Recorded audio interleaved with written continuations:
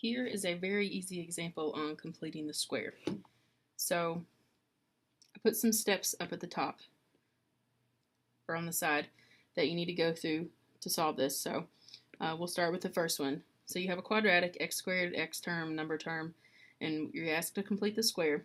So the first thing you want to do is get that x squared coefficient, the number in front of x squared multiplied, to be 1. So we have that for now. So we're just going to say, yep, we're good.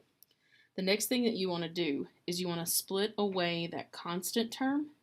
So this plus 8, I'm going to group the x squared minus the 6x, and I'm going to leave a space and then take the plus 8 and write it away from it.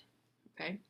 So what we have to do next is complete the square. That's the process to where you find this magic number that gets added to this quantity that will make this factorable into a perfectly square quantity. So the way you do that is you take this middle term b, this negative 6x, and you want to do 1/2 of that middle term, so 1/2 of negative 6, and you want to square it. So 1/2 of negative 6 is negative 3. Negative 3 squared is 9. The 9 is what you add to the inside of the parentheses quantity, but then you also have to subtract on the outside because we don't want to change the quantity, we just change in the format, so we have to counteract that. We add the 9, we got to take away the 9, so they zero out. So I'll put plus 9 on the inside and minus 9 on the outside. So then the next thing to do after that is going to be to come down and factor that x squared minus 6x plus 9, but the beauty of completing the square is that it factors it into the same quantity,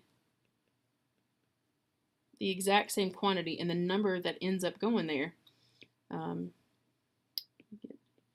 is that half of the negative b value, that magic number that we came up with. That's what ends up going there. So it's x minus 3, that factors to x minus 3 quantity squared.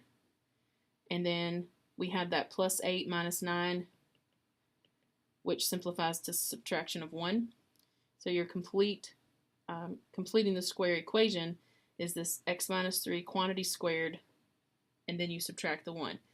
And that will put it into vertex form when we use that in section 2. But that is for another conversation. But completing the square, that's the process, and that's a really easy one. But x minus 3 quantity squared minus 1.